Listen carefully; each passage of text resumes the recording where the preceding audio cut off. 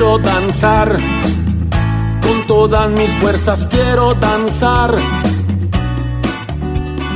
quiero cantar. Esta tarde yo les quiero invitar a leer la palabra de Dios y a reflexionar en ella, de tal forma que podamos ocupar unos minutos en esto y que sea rápido, así muy conciso, porque no quiero lanzar todo lo que traigo acá. Voy a leer la palabra de Dios. Estamos viendo la serie de gladiadores y guerreros de la fe, y esta tarde vamos a leer en la carta del apóstol Santiago, capítulo 2, versículo 14 al 26, lo que dice la Biblia. Fíjate lo que dice la Biblia, porque voy a reflexionar de manera muy simple lo que dice aquí el pasaje para entrar a la exposición de la reflexión, de lo que tiene que ver con la fe. Pero dice la Biblia: hermanos míos, ¿de qué aprovechará si alguno dice, escucha esto, dice, ¿sí? Dice, hey, amén. Si alguno dice que tiene fe y no tiene obras, ¿podrá la fe salvarle? Y si un hermano o una hermana están desnudos y tienen necesidad del mantenimiento de cada día, y alguno de vosotros les dice, esta es una ilustración que luego a veces esa ilustración se ha malinterpretado y se ha mal utilizado, ¿no? Porque piensa que eso tiene que ver con la fe, ¿no? O sea, bueno, punto de aparte, ahorita vemos eso. Y le dice, ve en paz, calentados y saciados, pero no les dais las cosas que son necesarias para el cuerpo, ¿de qué aprovecha? Esa ilustración es una manera de decir que la fe, sin lo que se requiere, no sirve, es lo que está diciendo. No es para que ilustremos nosotros con respecto a cómo tratar al necesitado y demás. Sí, no sé si me entiende, es otro rollo eso. Así también la fe, dice, si no tiene obras, fíjense en lo que dice, es muerta en sí misma. ¿Sí? Pero alguno dirá, tú tienes fe y yo tengo obras. Muéstrame tu fe sin tus obras y yo te mostraré mi fe por mis obras. ¿Tú crees que Dios es uno? Bien haces, también lo... Tú crees que Dios es uno, es una afirmación. Bien haces, también los demonios que ni tiemblan. Mas, ¿quieres saber, hombre vano, que la fe sin obras es muerta? ¿Sí? ¿No fue justificado por las obras Abraham, nuestro padre, cuando ofreció a su hijo Isaac sobre el altar? ¿No ves que la fe, dice, actuó juntamente con sus obras y que la fe se perfeccionó por las obras? Y se cumplió la escritura que dice, Abraham creyó a Dios y le fue contado por justicia y fue llamado amigo de Dios. Vosotros veis pues que el hombre es justificado por las obras y no solamente por la fe. Asimismo, Rahab la ramera no fue justificada por obras cuando recibió a los mensajeros y los envió por otro camino. Porque como el cuerpo sin espíritu está muerto, así también la fe sin obras está muerta. Si prestaron atención, Santiago no una vez ni dos, sino varias veces maneja el concepto de si la fe no tiene obras, está muerta. Esa es la idea central de Santiago en este pasaje, ¿no?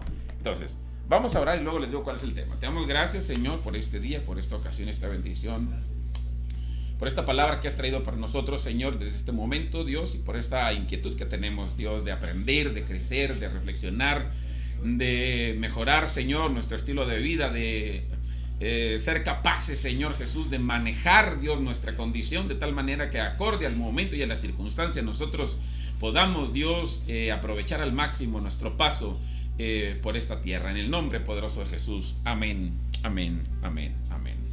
Den un gloria a Cristo, pónganse cómodos y vamos a ocuparnos un ratito en esta reflexión. Yo espero ser muy sucinto, muy compacto y poder ser breve, pues. El tema que quiero compartir, fíjate a lo que te voy a invitar. El tema que quiero compartir contigo le hemos llamado nosotros, dale vida a tu fe. ¿Sí? La razón ya lo dije, porque Santiago de manera reiterada sigue diciendo que la fe sin obras está muerta. Y entonces, ¿qué necesita entonces la fe?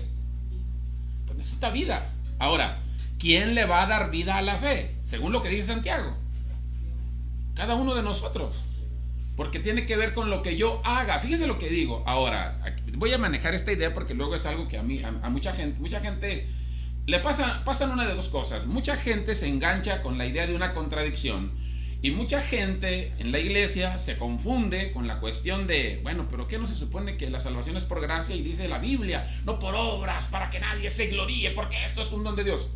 Es que luego a veces no comprendemos de qué está hablando la palabra de Dios acá. Pero en este caso, lo que yo quiero que ustedes entiendan es que simple y sencillamente Santiago está diciendo que la fe, para que esté viva, necesita obras. Y algo bien importante, yo quiero que entendamos esto, es muy sencillo, ¿no? Otra aclaración. Cuando nosotros manejamos la idea de dale vida a tu fe, tenemos que entender otra vez algo que a mí me importa mucho que entendamos todos y cada uno de nosotros, es que eso no es responsabilidad de nadie más. No es asunto de si Dios me ama, si Dios está, si Dios me quiere, si Dios me bendice, si Dios se mueve, si Dios manifiesta su espíritu, si el hermano hizo, si la hermana fue, si el pastor actuó, si el líder estaba. No. O sea, nada de eso tiene que ver con lo que pase con mi fe, lo que pase con tu fe. O sea, todo lo que pase fuera de ti, nada tiene que ver con lo que pase con tu fe. Es un asunto de responsabilidad personal. Tú no puedes venir a darle vida a mi fe. El único que puede venir a darle vida a mi fe soy yo.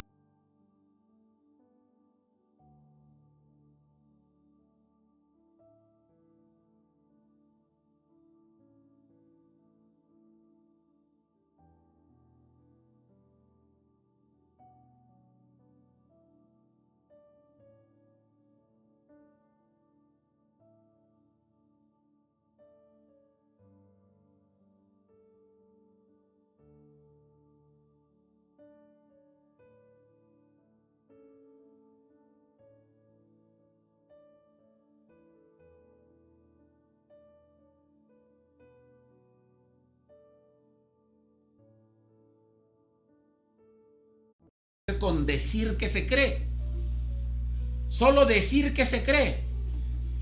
No, es que yo creo en Dios y lo dicen y creen que solo porque lo dicen ya tienen fe. No, señores, no es así. Santiago dice que no, es que yo creo que Dios puede obrar.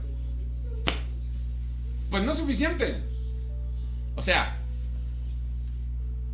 y entonces resulta que cuando nosotros vamos a la Biblia, nosotros nos vamos a dar cuenta que la palabra de Dios nos enseña, según Santiago, es que decir que se cree en lo que sea, en lo que sea. No, es que yo creo que Dios puede sanar. No, es que yo creo que Dios perdona pecados. No, es que yo creo que Dios bendice. No, es que yo creo que Dios prospera. No, es que yo sí creo que Dios... Eso no me sirve para nada. Porque Santiago dice, ahora sí que reiteradamente hablando, que decirlo no es suficiente. Se necesitan evidencias, obras, hacer algo que demuestre que efectivamente crees. De ahí que cuando nosotros vemos el estilo de vida que se lleva regularmente en el camino de Dios por mucha gente, hay mucha gente que dice que cree en muchas cosas de las que la palabra de Dios dice. Pero sabes una cosa, cree en todo lo que la palabra de Dios dice, pero cuando se trata de hacer, hay infinidad de cosas en las que nosotros nos damos cuenta que en realidad no están creyendo. No creen. Creen que orar funciona, pero si no oran, ¿qué están diciendo? Que no creen. Creen que a través del diezmo Dios bendice, pero no diezman. ¿Qué están diciendo? Que no creen. Creen.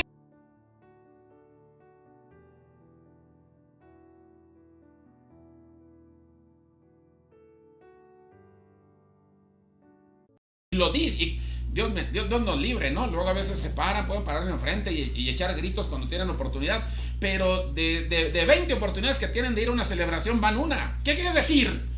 Que no creen. Dicen que creen, pero no es suficiente, porque a eso le hace falta las obras. A ver, ¿me están siguiendo? ¿Cuántas de las cosas que hay en nuestras vidas y que nosotros practicamos como hijos de Dios y que la palabra de Dios enseña, nosotros decimos que creemos? A ver, porque a partir de aquí entonces cada uno de nosotros vamos a tener que un alto y decir, a ver, ¿en qué realmente de todo lo que dice la Biblia y yo digo que creo, realmente estoy creyendo? Y entonces vamos a tener que meternos en un sedazo Y en el colador se van a quedar muchas cosas. Ay, Chihuahua, en esto no estoy creyendo. Una persona, y ahorita al final voy a mencionar eso, voy a hablar de madurez, la palabra madurez. Una persona madura, una persona sensata, adulta, simple y sencillamente va a reflexionar y va a decir, a ver. ¿En qué yo he dicho que creo? Y en realidad, a la hora de revisar, el no hacerlo, lo único que demuestra es que no creo, porque no hay obras. ¿Tú crees que es necesario perdonar? Sí, pero no perdono. No creo que es necesario. No, es que no puedo. No, es que no crees, por eso no lo haces. Así de sencillo. ¿Tú crees que...? O sea, síganle con la lista, ya, les voy a dejar la tarea. ¿Amén, hermanos? ¿Cuántas cosas hay en las que tú crees que en realidad no crees? Bueno, a ver, préstenme atención, por favor. Vamos a entrar a la reflexión. Eso era nada más para hacerlos enojar. El tema es dale vida a tu fe. Así de simple. Dale vida a tu fe. Dale vida, sóplale. Hazla viva. Que sea una fe real. Ya hemos dicho infinidad de veces que la palabra fe viene de un término hebreo que es la palabra emunaj. Y la palabra emunaj como tal significa firmeza, seguridad y fidelidad. Pero también tú debes de saber que en ese devenir de las conquistas, tanto bélicas o armamentistas, como también de tipo cultural, en algún momento luego ese traslado de los conceptos hebreos vinieron y pasaron por el filtro de la cultura grecolatina. Y entonces resulta que en el griego también hay una palabra que se traduce como fe, que es la palabra pistis. La palabra pistis significa credibilidad, convicción, certeza, seguridad, firmeza, convencimiento total, esperanza segura, garantía y veracidad. Todo eso significa fe en el griego. Ahora, con base en esto, yo quiero invitarte a que entonces, como estamos hablando de, a ver, ¿en qué sí creo o en qué digo que creo y en realidad no creo? Y en qué realmente sí estoy creyendo. O sea, qué cosas de las que la palabra de Dios me enseñan a mí realmente en mi vida, como dice un escritor, ¿no? Se han encarnado, como diría Rey, un escritor de psicología, se han intronizado en mi vida. O sea, ¿qué de esas cosas realmente forman parte de mí? Que realmente las crea, que no sea solo decirlo, sino que realmente las viva. Eso es creerlo. Vivirlo es creerlo. Eso es encarnarlo, eso es vivirlo es encarnarlo, intronizarlo es eso, vivirlo. Entonces, en función de esa pregunta, a lo mejor a nosotros nos va a corresponder en buena medida descubrir, fíjense bien a lo que voy, descubrir qué clase de fe estoy practicando o cuál es el nivel de fe en el que yo me encuentro, ¿sí? Que para mí, en este caso, quiero manejarlo como una sola cosa. O sea, hay una clase de fe que estoy practicando o hay un nivel, de fe en el que yo me encuentro de acuerdo con lo que la manera en la que yo estoy procesando, viviendo, practicando lo que la palabra de Dios me enseña y a lo que yo necesito aplicarle fe. Y entonces, vamos a ver, para que no se confundan, vamos a ver 7 niveles de fe que yo quiero compartir con ustedes esta tarde de manera muy rápida y muy sencilla, muy simple, ¿sí? 7 clases de fe o 7 niveles de fe. ¿Cuál sería el primer nivel de fe o la primera clase de fe? La primera clase de fe es muy sencilla. ¿Saben cuál es la primera clase de fe? La incredulidad. La incredulidad. La incredulidad es la palabra incrédulo que aparece en la Biblia, ¿sí? Eso aparece en la Biblia, no una vez, varias veces. Viene de un término, esa palabra viene de un término griego que es la palabra oligospistia. Esa palabra en el griego significa dificultad para creer, incrédulo y desobediente. ¿Sí? Así que cuando hablamos nosotros de un hombre y de una mujer que se encuentra en ese nivel de fe, estamos hablando de una persona que cuando se le enseña o se le dice algo simplemente no cree. Se acabó. Pero no solamente no cree, eso lo lleva definitivamente a descubrir que tiene dificultades para creer. Y tercero, eso lo lleva en consecuencia a realizar prácticas que desde un punto de vista legalista se convertirían precisamente en prácticas, en este caso de desobediencia, en infracciones que eventualmente, claro está, se supone deben de generar alguna consecuencia. O sea, sencillo. Entonces, el primer nivel o la primera clase de fe tiene que ver con la oligospistía, que es la incredulidad o el estado de incredulidad en el que se encuentra una persona. Ahora, de forma creciente, entonces, en segundo lugar, nosotros vamos a encontrar, según la Biblia, capítulo 17, versículo 14 al 21 de Mateo, como una referencia, nos vamos a encontrar nosotros una segunda clase de fe que sería un nivel un poquito más elevado, que es una poca fe. No, es el segundo nivel. La palabra de Dios nos presenta a nosotros a aquellos hombres a los que el Señor le llama hombres de poca fe, ¿verdad? En ese pasaje que acabamos de leer, el Señor así los califica, y entonces en base a eso nosotros vamos a encontrar una serie de cuestiones que se dan como resultante de la misma y que tienen que ver con el enfoque que nosotros le damos a nuestras vidas y la importancia que nosotros empezamos a poner y la manera en la que nosotros la importancia que le damos a ciertas cosas, el lugar que le damos a ciertas cosas y la cosmovisión que tenemos nosotros, digamos, del entorno en el que nosotros nos movemos. ¿De qué estoy hablando? O sea, estoy hablando de que con base en esa idea de ser hombres de poca fe, ¿qué es lo que hacen los hombres de poca fe según lo que la palabra de Dios enseña? Mateo capítulo 6, 25 al 34, por ejemplo. O Mateo capítulo 8, versículo 23 al 27. O Mateo 17, 14 al 21 y 16, 5 al 12. Hacen una de tres cosas. Regularmente son hombres y mujeres, fíjate bien, que creen. Los hombres de poca fe, según Mateo 6, 25 al 34, son hombres que creen, pero no avanzan espiritualmente. ¿Sí? Se quedan estancados. Se convierten en niños permanentes. Ahorita vas a ver por qué lo menciono, porque en el punto de ya del final voy a hablar un poquito de esto. Se convierten en niños permanentes, o sea, ya hay un problema ahí de mal funcionamiento, para decirlo en pocas palabras. Según Mateo capítulo 8, 23 al 27, los hombres y las mujeres de poca fe no solamente son hombres y mujeres que no avanzan en lo espiritual, sino que además son personas, fíjate bien, son personas desesperadas.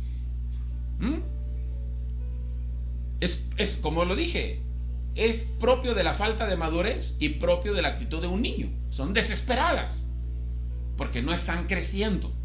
Es el reflejo de una falta de crecimiento.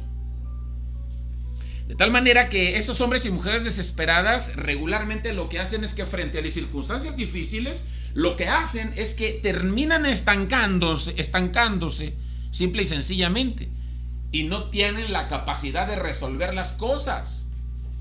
Presta atención a eso, es importante que lo entiendas. Los hombres de poca fe también, según los pasajes que ya les mencioné, son hombres y mujeres que no solamente no han avanzado, que no solamente se desesperan, que se estancan frente a los conflictos, sino que esto es el reflejo de la falta de la capacidad que tienen. Fíjate bien lo que voy a decir. Son niños, pero son niños incapaces de aceptar el señorío de Cristo sobre sus vidas. O sea, como los niños que hay en nuestras casas, que son chípiles, ¿no? O sea, no saben hacer las cosas, pero tampoco dejan que los adultos que sí saben les digan cómo hacerlos. No aceptan la autoridad, no aceptan la dirección, y por lo tanto y en consecuencia, entonces simple y sencillamente los resultados se pierden. ¿Me siguen hasta aquí? No sé si estoy diciéndoles algo, yo espero que sí. No quiero detenerme tanto para que puedan quedarse con ideas muy concretas. Ahora, ¿cuál es la tercera clase de fe según la palabra de Dios? Según Santiago capítulo 1 versículo 8 dice: el hombre de doble ánimo es inconstante en todos sus caminos. Y entonces, hay hombres y mujeres que son incrédulos, hay hombres y mujeres que tienen poca fe, y hay hombres y mujeres que en ese nivel de fe o en el nivel de fe en el que se muevan, finalmente son hombres y mujeres con una fe fluctuante. ¿Sí? O sea, hay incredulidad, hay poca fe y hay fe fluctuante, que está en movimiento constantemente, como las monedas, como el peso mexicano, como el dólar, se están moviendo constantemente, suben y bajan constantemente. Según Mateo capítulo 14, versículo 22 y 23, la palabra de Dios nos da una ilustración de alguien que es variable en su fe, en su manera de creer. Dice la palabra de Dios que de pronto el apóstol Pedro puede ver a Jesús caminando sobre las aguas, y es algo que no le cabe en la cabeza. No sé si a ustedes les ha tocado ver, pero a mí me tocó ver un video que le enseñaba yo a mis hijos, y es increíble, ¿eh? Toda la gente se quedó impresionada. ¿Cómo fue que ocurrió? Los que estaban ahí, y no es edición ni nada, es real, pasó. De pronto están unas personas en una alberca, ¿sí? Y de repente sale corriendo un animalito, no recuerdo si era otro perro, y detrás de él salen dos perros corriendo. Uno de ellos se va por el extremo de una alberca y se va corriéndolo. Pero uno de esos que salió corriendo, ¿qué creen que hizo, hermanos? No lo van a creer. Pasó corriendo por encima del agua. Y toda la gente que estaba ahí volteó y vio y se sorprendió. Oye, ¿qué fue eso? No lo entendieron. Porque es increíble. ¿Cómo ocurrió? No lo sé, no me lo preguntes, no sé. Yo no sé. No me he puesto a investigar. Tal vez tenga alguna explicación científica, pero no me he puesto a investigar. Y dice la palabra de Dios que cuando Pedro ve, o sea, a lo que voy, ¿qué es lo que pasa cuando alguien mira eso? Se sorprende, porque lo primero que le brinca es una sensación de incredulidad. Es increíble, ¿cómo fue? ¿Sí o no? Y se expresa de esa manera. ¿Cómo fue que pasó? Pues no se entiende. La incredulidad es el reflejo de la necesidad de que algo necesite ser explicado, así de simple. Ese es el gran problema de nosotros los que razonamos. Y según algunos escritores, también en buena medida es lo que nos tiene nosotros aquí buscando a Dios. Porque como hay tantas cosas y hay infinidad de cosas que no hemos terminado de entender y queremos que alguien nos explique, al no poder encontrarle una respuesta, simple y sencillamente, esa respuesta se la vamos a encontrar en Dios. Pero dice la Biblia que el Señor Jesús iba caminando sobre el agua. Iba caminando. Y de pronto Pedro, que lo ve venir, se asusta, pero luego se da cuenta que es él, lo descubren y le dice, manda que yo vaya. Y el Señor le dice, ven. Y aquel, como un buen sanguíneo, lo hemos dicho infinidad de veces, salió, pisó el agua, empezó a caminar. Yo no sé si dio un paso, yo no sé si dio dos. Lo que yo siempre he dicho es que ya quisiéramos nosotros dar un paso en el agua sin hundirnos. A lo mejor él dio uno, a lo mejor dio dos, a lo mejor dio tres, y a lo mejor eran 20 los que iba a dar y nada más alcanzó para 3, pero fueron 3 que ya quisiéramos darlos nosotros. Pero cuando él empezó a ejercitar esa capacidad que nosotros tenemos, ¿de qué dije al principio, hermanos? De reflexión. Inmediatamente surgió la pregunta de ¿y cómo es que estoy caminando? ¿Y sabes qué pasó con eso? ¡Pum! Derrumbó su fe. Fíjense qué interesante es entender que en ese sentido la fe está muy conectado con la idea que yo mencionaba al principio, con la capacidad de vivir. Porque cuando tú vives, simplemente vives, no preguntas. Cuando tú vives, simplemente experimentas. Con toda intensidad, y no te estás haciendo las millones de preguntas con los que tratas de entender cosas que a lo mejor nunca vas a entender, incluso aunque te las expliquen. Pero cuando él entonces quiere razonarlo, dice la palabra de Dios que lo que pasa con él es que ese estado, digamos, ese nivel en el que él se encontraba en su fe, una vez que vino el razonamiento, lo que hizo fue que empezó a moverlo. Y una vez que empezó a fluctuarlo, ¡pum!, se hundió. ¿Sabes por qué? Porque regularmente nosotros los seres humanos, siempre frente a la vida y a las circunstancias, nos es más fácil dejarnos llevar por las cosas que son negativas y que nos arrastran y que nos hunden y que nos hacen daño, que por las cosas que son de bendición para nosotros. Entonces, hay una fe fluctuante. Si están acá, ahora, estamos hablando de 3 clases de fe: incrédulos, poca fe y fe fluctuante. La pregunta es, ¿hasta aquí hay alguna en el que alguno de nosotros nos encontremos? Hay una cuarta clase de fe. Efesios capítulo 2, versículo 8 al 9 dice: porque por gracia sois salvos. Ahí va. Por medio de la fe, y esto no de vosotros, pues es don de Dios. Y luego dice: no por obras, para que nadie se gloríe. ¿Se están oyendo? Una fe salvífica. O sea, una fe, y es la parte que no entendemos nosotros, en la que yo no tuve que ir a morir en la cruz del Calvario para ser salvo, porque eso ya lo hizo Jesús. Pero eso no tiene nada que ver con el asunto del trabajo y el funcionamiento de la fe en su generalidad como tal. O sea, el sacrificio de Cristo tiene una función específica y es alcanzarnos a nosotros para ser perdonados de nuestros pecados, así de sencillo, ¿sí? Por eso Pablo dice a los romanos: no me avergüenzo del evangelio, porque es poder de Dios para salvación a todo aquel que cree, dice, al judío primeramente y también al griego. Y dice también: porque en el evangelio la justicia de Dios se revela por fe y para fe, como está escrito: mas el justo por la fe vivirá. Pero entendamos, o sea, la fe que tiene que ver con la gracia para ser salvos, donde las obras parece que salen sobrando, tiene que ver con la idea de que parar en la cruz del Calvario para ser salvos era algo que no le estaba permitido ni concedido hacer a nadie más. O sea, es algo, lo voy a poner así, es un aspecto y una experiencia, se le llamaría sui generis, o sea, fuera de género, es única en su especie. ¿Por qué? Porque tiene que ser practicada por alguien que también es único en su especie. O sea, Jesús es el Cordero de Dios que quita el pecado del mundo. Cualquier otro hombre y cualquier otra mujer somos uno más de los millones y miles de millones de mortales que hay sobre la faz de la tierra. Pero Jesús es el Cordero de Dios que quita el pecado del mundo. Y ahí se necesita fe, donde para que seamos salvos en eso o a través de ello, simple y sencillamente, no hay obras que nosotros podamos realizar. Las únicas obras tienen que ver con: me arrepiento, creo, o sea, me separo, creo, me separo, así de simple, y confieso el nombre de Jesús como mi Salvador. Y lo manifiesto públicamente a través del bautismo en agua en el nombre de Jesucristo. Esas son las obras que se necesitan. Pero mira, pon atención a lo que voy. Si nosotros nos abocamos o nos enfocamos en el concepto de obras que estamos manejando acá según Santiago, aún cuando hablamos de la fe salvífica, donde lo que funciona es el sacrificio de Jesús, aún ahí necesitamos obras. 1, arrepentimiento. Esas son obras. Un estilo de vida que requiere un retorno, ¿sí? Cambiar de rumbo, pues, eso significa arrepentimiento. 2, ¿qué más? Creer.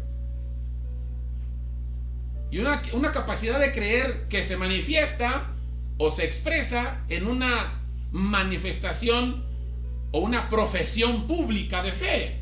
¿Cómo? A través del bautismo en el nombre de Jesús. Esas son obras. Hay hombres y mujeres que no se han bautizado en el nombre de Jesús. Y según la Biblia, parece ser que ese es el camino, ¿no? Tradicionalmente hablando. Entonces, aún ahí necesitamos obras. ¿Para qué? Para que esa fe que nosotros podemos experimentar salvíficamente hablando se pueda convertir en eficaz. Aleluya. 5. Quinta clase de fe. ¿Cuál es la quinta clase de fe que a nosotros la palabra de Dios nos invita a vivir? La quinta clase de fe es la fe sencilla que nosotros debemos de practicar. Esta palabra de sencillez o esta expresión de fe sencilla viene de una palabra griega que es la palabra peito y significa seguridad, fíjate bien, confianza y fidelidad a la palabra de Dios. Significa que el hombre y la mujer que mira la palabra de Dios no como dijimos hace un rato, no cuestiona tanto, a lo mejor no es tan agudo, no es tan perspicaz. Simple y sencillamente lo que la palabra de Dios le dice lo recibe y tiene plena confianza, se siente completamente seguro y de que lo que la palabra de Dios le está diciendo es verdad, es cierto. Segundo a los Tesalonicenses capítulo 1 versículo 3 dice: debemos siempre dar gracias a Dios por vosotros, hermanos, como es digno, por cuanto vuestra fe va creciendo y el amor de todos y cada uno de vosotros abunda para con los demás. La expresión de Pablo implica esa idea de fe simple que poco a poco a lo mejor necesita irse madurando para poder convertirnos a nosotros en los hombres y las mujeres que hemos sido proyectados eventualmente en los planes y en los propósitos del cielo. Una sexta clase de fe, y esto es muy interesante, le hemos llamado nosotros una fe grande. Esa es la sexta clase de fe. Amén. Dice la palabra de Dios en el capítulo 8 del Evangelio de Mateo, versículos 5 al 10, Dice la palabra de Dios que estaba el Señor Jesús y llegó un hombre, ¿no? Un centurión, y le dice: mi siervo está muy enfermo. Y el Señor Jesús le contesta y le dice: iré y lo sanaré. Aquel hombre dice: no vayas. No vayas, no hace falta que vayas. Yo soy un hombre bajo autoridad y tengo hombres bajo mi autoridad. Y digo a aquel: ve y va, haz y hace. Y entonces él dice: solo di la palabra y mi siervo sanará. Y dice la palabra de Dios que cuando aquel hombre se va, el Señor hace referencia a ese hombre y dice: nunca he visto una fe tan grande en Israel. Y hay un hombre entonces aquí que de pronto se está moviendo en esa dimensión de fe. Fíjate bien a lo que voy, ¿ya? Estamos hablando de que cuando hablamos nosotros de una fe grande, estamos moviéndonos a veces. A ver, hago un paréntesis. Cuando yo reflexionaba en este punto y en el último, el 7, que es el que sigue, de pronto yo me quedaba así como que patinando. Y a ver, espérame, Señor, pero ¿qué sería primero? ¿Qué sería primero? Y de pronto cuando se queda así, como que el Señor nos hace entender, fíjense lo que voy, como que el Señor nos hace entender que a veces hacer milagros es menos complicado que tener un comportamiento adecuado. Fíjense qué curioso. ¿Y saben por qué? ¿Saben por qué parece menos complicado y es razonable bíblicamente hablando? Porque todo lo que nosotros podemos hacer por el poder de Dios y por la palabra confesada y por la pequeña dosis de fe que podamos tener. Acuérdense ustedes que finalmente para hacer cosas extraordinarias, dice la palabra de Dios, que no se requiere una fe del tamaño de una montaña, sino se refiere la fe del tamaño de un grano de mostaza para poder mover una montaña. Y entonces, cuando nosotros razonamos bien esto, digo que es mucho más simple y es mucho más fácil porque se convierten en dones que han sido regalados para nosotros y que esos son irrefutables. O sea, una vez que el Señor nos da algo, ya no lo quita. Fíjate bien lo que estoy diciendo. Y puede haber hombres y mujeres incluso que tengan un comportamiento que a la vista de infinidad de personas pueda no ser el más adecuado. Pero eso no significa que a través de esos hombres y mujeres Dios no pueda obrar milagros. Claro que hay una confusión y una pérdida de enfoque cuando esos hombres y mujeres piensan que porque se pueden hacer milagros, entonces pueden hacer... Iba a usar una palabra que no sé si les guste cómo lo iba a decir, ¿no? Pueden ser un desastre de personas, como seres humanos.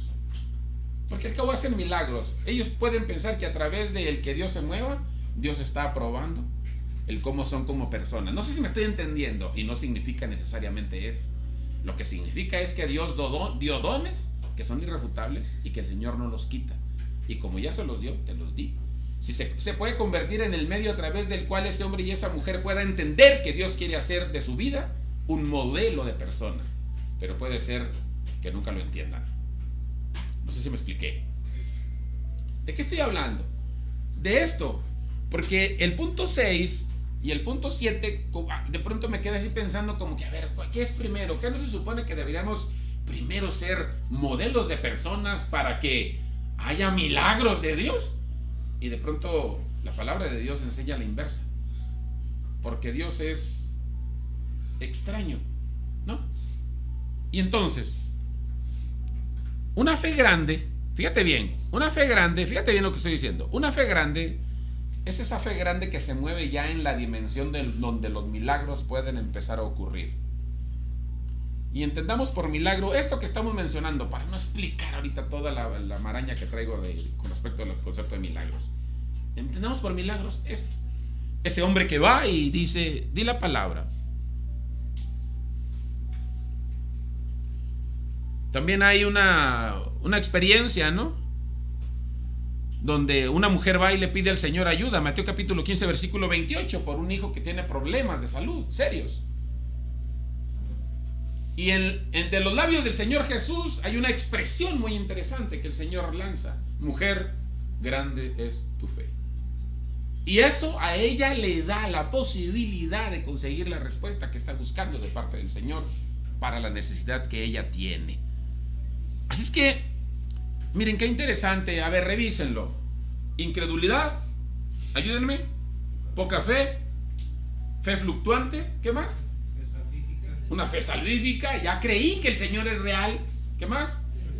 Una fe sencilla, donde no cuestiono lo que la palabra de Dios dice. Si es real que Él me salva, entonces tiene que ser real todo lo demás. 5. Y 6, una fe grande. Porque una vez que tienes una fe sencilla y practicas de manera simple lo que la palabra de Dios dice, las experiencias te van a ir llevando a conocer que efectivamente lo que la palabra de Dios profetiza se puede convertir eventualmente en una realidad extraordinaria. Una fe grande. Y entonces la pregunta que tenemos que hacernos cada uno de nosotros es, a ver, ¿en qué nivel o en qué dimensión se encuentra mi fe? Ahora, yo no sé ustedes, para mí, para mí, el nivel más importante es el último, el 7. ¿Cuál es la fe del nivel 7? La fe del nivel 7 es la fe perfecta o la fe de Cristo. Ese es el mejor nivel. ¿Por qué ese es el mejor nivel? A ver, porque en ese nivel, entonces, hay 1000 cosas que van a ocurrir y no te importa tanto cómo ocurran. No importa si llueve o no llueve, si está soleado o si está nublado, si hace regalo o está limpio el día, si hace frío o hace calor. O sea, ya no importa eso. No importa. No importa. No importa si hay una crisis, si hay una necesidad muy seria, si hay una situación complicada. Ya no le prestas atención. Porque ya entendiste que la vida es eso. A ver, es eso. La vida es nacer, la vida es tener problemas, la vida es morir, la vida es enfermarse, la vida es discutir con la mujer, con el esposo. ¿Cómo, pastor? ¿Cómo? O sea,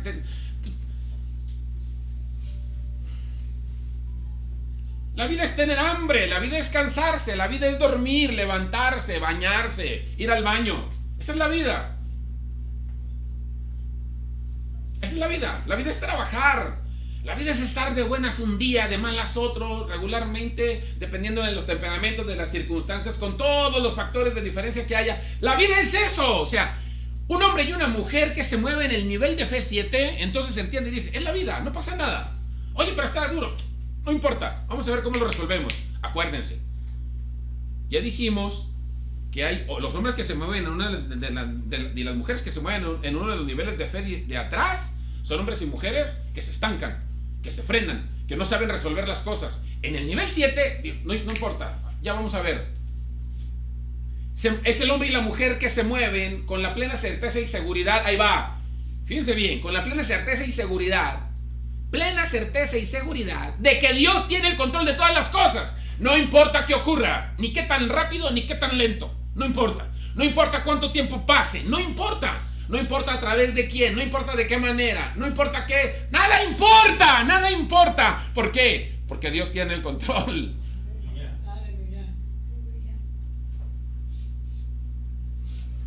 Esa es la fe perfecta, es la fe de Cristo. Donde es normal desesperarse, es normal sentir miedo, es normal, ser humano. No sufras. Dice un escritor, estoy convencido, y no estoy hablando de escritores cristianos, estoy convencido de que los seres humanos no venimos para sufrir. Pues yo aquí vengo a decir también que estoy de acuerdo. O sea, todas esas prédicas y enseñanzas que a través del tiempo se han dado, donde es que tienes que sufrir, he de sufrir para poder vivir con Jesús, mi rey. Eso no es cierto, hermanos. Eso no es cierto. Yo lo canté muchas veces. Eso no es cierto. No tengo que sufrir para vivir con Jesús, mi rey. ¿Quién dijo eso? ¿Quién dijo que yo tengo que sufrir para vivir con Jesús, mi rey? No es verdad. He de perder para... No es cierto eso. Jesús dijo, el que no perdiere su vida por causa de mí, claro, eso se lo vas a decir a los hombres y las mujeres que no han terminado de entender que deben de moverse en el nivel de fe 7. Pero para los hombres y mujeres que se mueven en ese nivel, entienden que dejar de lado algo no es una pérdida. Entienden que si le amputan una pierna no es una pérdida. Entienden que si le amputan no es una pérdida. Entienden que si se va un familiar no es una pérdida. No hay pérdidas. Los hombres y las mujeres que se mueven en nivel 7, ya los dije otras veces, siempre hay ganancias. Siempre se gana. Siempre. Me corrieron del trabajo, perdí el trabajo. No perdiste. A ver, piénsale, ¿qué ganaste? Siempre ganas. Pero necesitas moverte en ese nivel 7. A ver, Jesús viene y nace. Jesús viene y muere en la cruz del Calvario. Lo persiguen. Sufre de la manera que sufrió. ¿En qué momento el Señor Jesús pudo haber sentido que estaba perdiendo, hermanos? A ver, en el concepto, voy a utilizarlo muy en términos desde la perspectiva de guerra espiritual. El Señor Jesús muere en la cruz del Calvario. El demonio va y se para, lo ve en la cruz del Calvario, lo ve derrotado, lo ve muerto, y él dice: ¡gané! Jesús perdió porque acabó en la cruz del Calvario. ¿Quién está de acuerdo con el diablo? ¿Jesús perdió? No perdió. Porque Jesús nunca miró que perdió. Él nunca entendió que perdió, ni aún estando en la cruz del Calvario. Porque moverse en el nivel de fe 7 implica entender que nunca se pierde, hermanos. Nunca se pierde. Siempre se gana. La vida es eso. Cada segundo se mueren. En el 2018, esa es la estadística. En el 2018, cada segundo se morían 1.8 personas. O sea, un promedio de 2 personas por segundo. En el mundo. Cada segundo, hermanos. Ahorita, en este momento, vamos a subirle 2 personas por segundo. Mueren en el mundo. 2 personas. Decía mi esposa, alguien preguntará y dirá: bueno, ¿y cómo es posible entonces que haya una explosión demográfica, que siga creciendo la población si se muere tanta gente? Bueno, porque se mueren 2 personas por segundo, pero nacen 2.5. Así es que la diferencia siempre se queda de remanente y la población sigue aumentando. Pero se mueren 2 personas por segundo. Sí, pero nacen 2.5, 3 personas por segundo. O sea, esa es la vida. La vida es eso. Para eso estamos aquí. Para enfrentarla, para vivirla. Y lo decía predicando el miércoles, en el Guarache. Y se muere la gente de todo. Por un accidente, se caen en el baño, se golpean, los matan. Fíjense lo que estoy diciendo, hermano. Fíjense lo que estoy diciendo. No estoy diciendo es bueno ni es malo. Estoy diciendo pasa, se acabó. Esa es la vida. Esa es la vida. Y todos nosotros a lo mejor nos escandalizamos y nos duele porque muchas cosas nos sorprenden en cómo se dan las cosas. Hablo de lo que sea y no quisiéramos ser nosotros a los que nos pasara, ¿no? Y no queremos eso. Pero eso es la vida. Un hombre y una mujer que se mueve en la fe de nivel 7, para no decir todo lo que tengo acá, entonces se entiende algo tan sencillo como esto. Fíjate bien, algo tan sencillo como esto. Y voy a aterrizar con cosas muy prácticas que ya he mencionado antes. 1, es un hombre y una mujer que tiene una fe que no condena. No condena. Es un hombre y una mujer que no condena. La fe de nivel 7, que es la que tiene Jesús, no condena. Oye bien lo que estoy diciendo. A nadie. Y condenar al final del día, si lo vemos desde el punto de vista jurídico, desde el punto de vista legal, es uno de los pasos propios del proceso que se dan dentro de un juicio. No condena. En buena medida se convierte en un observador. Hoy por la mañana les explicaba yo a mis hijos, ahora sí que a mis 5 hijos y a mi esposa, y les decía yo cómo es que funciona el asunto del liderazgo. Y les explicaba yo cómo es que, por ejemplo, hay un exponente que dice que cuando atraparon a Saddam Hussein, de pronto el gobierno de Estados Unidos y el gobierno de Irak, si mal no recuerdo, ellos estaban interesados en descubrir dónde tenía Saddam Hussein todo su arsenal nuclear. Y querían saber cuánto era y dónde estaba. Pero sabían que ni a golpes ni de la manera que lo hicieran le iban a sacar ninguna información. Y lo que hicieron fue que ahí cerca de él, o sea, tomaron a un agente de, si mal no recuerdo, de la CIA de Estados Unidos, un sirio también, y lo metieron junto con él. Y este muchacho, era un joven, empezó a hablar con él y a hacer relación. Y el gobierno de Irak le dijo a Estados Unidos: tienes 6 meses para que descubras dónde está el arsenal. Y a los 6 meses me lo vas a extraditar porque nosotros lo vamos a juzgar y nosotros lo vamos a ejecutar. 6 meses. Y dijeron: de acuerdo. Pero ellos no llegaron y lo golpearon y lo condenaron y tú eres y tú tienes y mataste y vas a hacer. No, ellos no llegaron así. Nada, ceros. La estrategia fue: mandaron a una persona que le hiciera compañía. Empezó a generarse una relación tan estrecha Pero ese muchacho nunca llegó y le preguntó, oye, ¿y el arsenal? Oye, ¿y las bombas? Oye, ¿y cómo es que le están haciendo? Oye, nada, nunca. Hablaban de ellos, de la familia, hablaban del quehacer, de mil cosas, de una relación que se va generando entre dos personas. Se dice que el último día que iba a estar ahí, el de esos 6 meses, cuando ya los sacaron, de pronto este muchacho llegó y se encontró con que Saddam Hussein ya no estaba en su celda, ya se lo habían llevado, y este muchacho salió corriendo a encontrarlo. En los últimos 5 minutos, en los últimos 2 minutos, dijo aquel, no menos 6. O sea, llegó el muchacho, el agente, Saddam Hussein lo abrazó y le dijo, nunca he tenido en toda mi vida una persona tan cercana como tú. Ni entre el gobierno, ni entre la familia, y empezó a nombrar, en ningún lado. Nunca ha habido una persona más cercana que tú en mi vida. Sin que aquel agente le preguntara algo, y él empezó a decirle, fíjate que sobre la cuestión del arsenal, no existe tal arsenal. Yo siempre lo dije, dice, porque nosotros teníamos ahí de vecinos al país que nos estaba haciendo guerra y ellos estaban armados, y yo quería que ellos nos respetaran, nos tuvieran un poco de temor. ¿Para qué? Para que si se atrevían a hacer algo en contra de nosotros, ellos pensaran que eventualmente nosotros podíamos responderle y pudiéramos causarles un desastre. Pero tal arsenal no existe. Y él nunca preguntó nada. Eso se llama liderazgo, entre paréntesis, eso se llama liderazgo. Nunca preguntó nada. Nunca preguntó algo sobre eso. Yo le decía a mi esposa, a veces nosotros no entendemos cómo llegar con la gente. Todavía se llega predicando, diciéndole a la gente, y te vas a condenar, y te vas a ir al infierno, y eso es pecado, y está mal delante de Dios. Un hombre y una mujer que se mueve en nivel 7 de fe, no condena, no señala así. No señala así. Vean a Jesús. Ustedes van a ver a Jesús con hombres a los que invita. Sígueme. Ya predicamos de eso una vez. Sígueme. Y lo sigue. Y el Señor come con ellos, y está con ellos, y convive con ellos, y duerme con ellos, y comparte con ellos.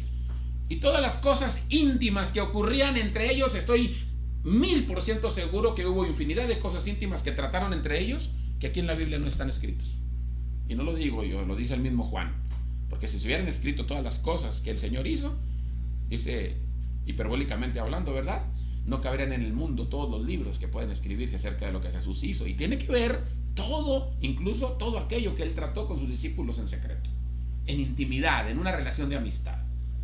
Porque un hombre y una mujer que se mueve en nivel fe, en el nivel de fe 7, no condena. ¿Amén, hermanos? Hace otra cosa. Ese hombre y esa mujer se transforma. ¿Sí? Se transforma. Tiene que salir algo diferente de nosotros. Ya les he explicado lo que significa transformación. Atravesar la forma significa brincar de el umbral de lo que hoy soy, brincar el umbral y ser otro. Según lo que dice Deepak Chopra, ¿no? Lo explica de manera muy simple, les he explicado yo a ustedes. Y él dice que es sacar un elemento nuevo de elementos previamente existentes. Y ponemos el ejemplo nosotros del H2O, ¿verdad? Y del agua, ¿verdad? Que son dos gases, termina saliendo agua. O sea, el hombre y la mujer que se mueven en el nivel de fe 7 son hombres y mujeres que no condenan, son hombres y mujeres que se transforman. ¿Sí están oyendo, hermanos? A ver, yo quiero que entendamos eso bien. ¿Sí? Se transforman, porque tiene que ver con la misma idea de dale vida a tu fe. Se transforman. Ay, Señor, transforma mi vida, cambia mi vida. No. Cambia tu vida tú. Transfórmate tú. Ay, Señor, hazme entender. No, entiende tú. Porque el hombre y la mujer que se mueven en el nivel de fe 7 se transforman a sí mismos. Y por último, el nivel de fe 7 nos lleva a nosotros a convertirnos en personas maduras. Todo lo contrario a lo que tiene que ver con los niveles anteriores, actuando como niños, que no se dejan ayudar, que no se dejan guiar, que no permiten que se les enseñe, no permiten, se cierran, ¿no? Un hombre y una mujer en el nivel de fe 7 son hombres y mujeres que maduramos, hermanos. Actuamos como adultos, actuamos como personas responsables de las cosas que hacemos, de las decisiones que tomamos, de los caminos que llevamos. Somos responsables nosotros, simple y sencillamente. Y en buena medida, eventualmente, nos dejamos guiar, nos dejamos enseñar. Ahora, yo les invito, de verdad, es que a mí me interesa mucho que entendamos esto. Duden desde el punto de vista, no que entendemos contrario a la cuestión de la fe, desde el punto de vista de la incredulidad. No, duden desde el punto de vista del cuestionamiento. O sea, vayan más allá. Lo que escuchen, lo que el pastor les diga, no crean todo lo que yo les diga. Y cuando digo no crean todo, me refiero a que investiguen más, sepan más, conozcan más, enriquezcanse. Duden. Háganlo. Porque eso es lo que nos va a llevar a nosotros realmente a convertirnos en los hombres y las mujeres maduros que necesitamos ser. Así es que, ¿cuántos de los que estamos acá estamos dispuestos a darle vida a nuestra fe, hermanos? Aleluya. Yo espero que haya dicho algo que les pueda servir, que los inquiete, que les mueva un poquito el piso, que los haga reflexionar, pensar y ¿por qué no soñar? Si es cierto, ¿qué pasaría si de pronto yo tuviera esa capacidad, ¿no? De ser maduro, o sea, lo he dicho otras veces, en otros tiempos, ser más observador, ¿no? Menos prejuicioso y menos juicioso de la gente, aceptar a la gente, se acabó, o sea, nada más, sin condenar, sin señalar, simple y sencillamente, ¿no? Solo observar. ¿Cómo es si nos ponemos de pie? Todos.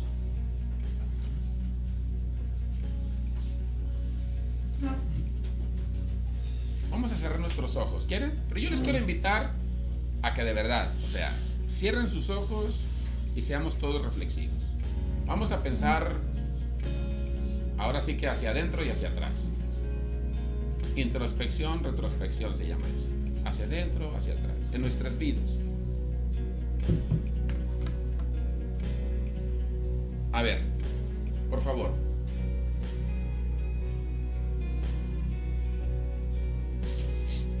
Aquí quiero decir muchas cosas que sufro. Eso no significa que les quiera invitar a vivir en el pasado, no me importa eso. A mí me interesa mucho el presente. Es necesario aprender a vivir el presente. Dice un escritor, y yo les invito a eso, de verdad yo no tengo problema, vive Dios, o sea, y si lo tengo, pues sigo trabajando, pero la invitación, dice un escritor, vive tu singularidad. O sea, nosotros tenemos muchos problemas, hermanos, de aceptación, y eso implica o significa que nosotros no hemos aprendido a vivir en el nivel de fe 7. ¿De qué estoy hablando? La singularidad, vivir nuestra singularidad, lo que somos cada uno de nosotros. Pero si ustedes se fijan, todos nosotros estamos queriendo moldear a los que tenemos enfrente. Cada uno de nosotros queremos que no, es que yo quiero que tú seas así, no, es que yo quiero que tú seas como yo digo, no, es que tú, así mira, no me gusta cómo lo haces tú, no, es que tú, no, así no, es que, no, ¿qué es eso? O sea, y así vivimos nosotros, queremos moldear a todo el mundo. Pero es que ¿quién es feliz así? Si finalmente estamos hablando de factores incontrolables, eso no los podemos controlar nosotros, las personas son así. Es curioso, pero no nos damos cuenta que es más fácil aceptar y vivir nuestra singularidad. ¿Cuál es el otro gran problema? No solamente el hecho de que queremos moldear a todo el mundo, el otro gran problema está en que yo no puedo ser yo porque tengo miedo de que me censuren los demás, de que los demás me destruyan, me coman, como dice Pablo. Y si os mordéis, procurad no consumir, ¿verdad? Pero los demás me comen. Y entonces como tengo miedo de que me censuren, me critiquen, me señalen, háblenme de mí, no me acepten y yo no pueda caber en X, Y o Z círculo, entonces mejor me retraigo y reprimo muchas cosas propias de mi persona. Cuando que no es así como debe ocurrir. Pero es el mismo problema. Es que así como yo no acepto a los demás, ¿qué pasa con los demás conmigo? Batallan para aceptarme. Y eso no funciona así. O sea, si Dios quisiera que todos fuéramos iguales y no batallar, nos hubiera hecho iguales, pero nos hizo diferentes. Somos singulares. Somos singulares. Vivamos eso. Vivámoslo. Vivámoslo, vivámoslo, vivámoslo. O sea, no quiero decir más. Cierran sus ojos. Y si tiene algo que ver esto que hemos dicho con la vida de algunos de ustedes, de verdad, reflexionémoslo. Jesús quien puso en la tierra con su sangre el perdón.